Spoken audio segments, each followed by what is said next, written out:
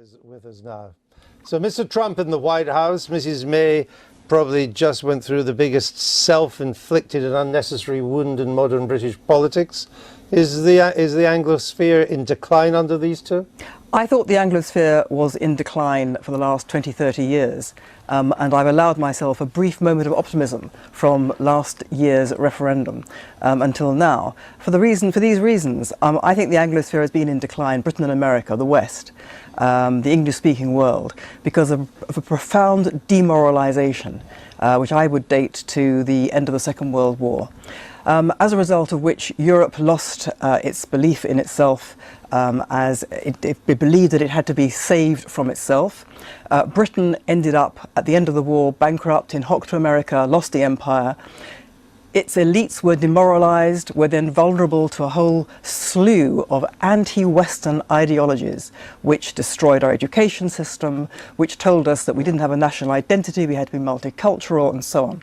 Similar thing went on in America, took different forms. Okay, what is the Anglosphere, by the way? The Anglosphere is the English-speaking world led by Britain and America. Britain is the fount, the originator of political liberty. But there's plenty of English-speaking countries not in decline. Australia's not in decline. Well, hang on. Canada's not in decline. Well, New Zealand's not in decline. And let me, since the Indian elite speaks English, India certainly isn't in decline. It depends what we mean by decline. Britain is obviously a major world economy, but when I say decline, what I mean is it doesn't have any confidence in itself anymore, in its own identity. It doesn't understand or want to know what it historically believes in, what it supports. It doesn't have the ability to defend itself anymore. What I thought about Brexit and about the election of Donald Trump, I think one has to put the man aside from what brought him to power. I have great reservations about Donald Trump. I think he has many psychological flaws. But what brought him to power is what I think brought Brexit to being as well, which was the belief by millions of people in Britain and America, in their own words, they wanted their country back. They wanted to become, once again, a self-governing Western but what's that got to do nation. with the Anglosphere? It has everything to do with the Anglosphere, because you only want to be a self-governing nation if you believe in yourself. And I think it's a kind of benign circle, that you have to become a self-governing nation to believe in yourself again. America had a different set of problems. America was internally guilty at its history of racism. It came to believe that it was responsible for all the ills of the world. It, over many years, stopped being this force for good in the world. It has to recover that again. What do you make of this argument?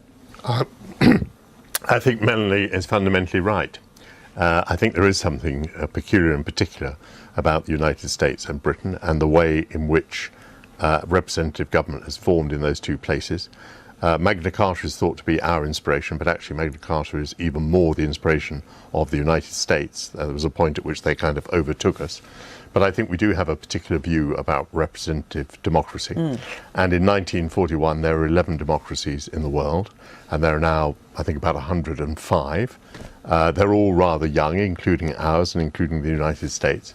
But I think when the European Union began to embark on a project where democracy was a secondary consideration, where there was not accountability, where institutions were not responsive to their populations, then I think we entered a period of great danger. All right, I've got to bring Alan in. I disagree. Too many monologues here. I disagree completely, because, I mean, the thing about the European Union, incidentally, if it was a democracy, it would be replicating a country. Its whole issue as to why you don't have the election of the commissioners. But is the Anglosphere because it doesn't in pretend to be a country. And does it matter? I'm glad you asked a question of what it is. It seemed to me that since the Second World War, the baby boomer generation has done very well. And the problems started, reflected in the EU referendum and in Trump's election, from the crash, Lehman Brothers collapse, crash onwards, is the fact that people don't believe they're sharing the proceeds of growth, that the economy that was a tool of society is now the other way round, that society is a tool of the economy. We only have a few seconds. Can it be put back together again? Definitely, but we have to do Brexit properly, and Mr. Trump has to survive his own vulnerabilities and inadequacies, as well as the attempt. Everything seems to come back to Brexit. Absolutely. You didn't frankly have the balls to put country before party.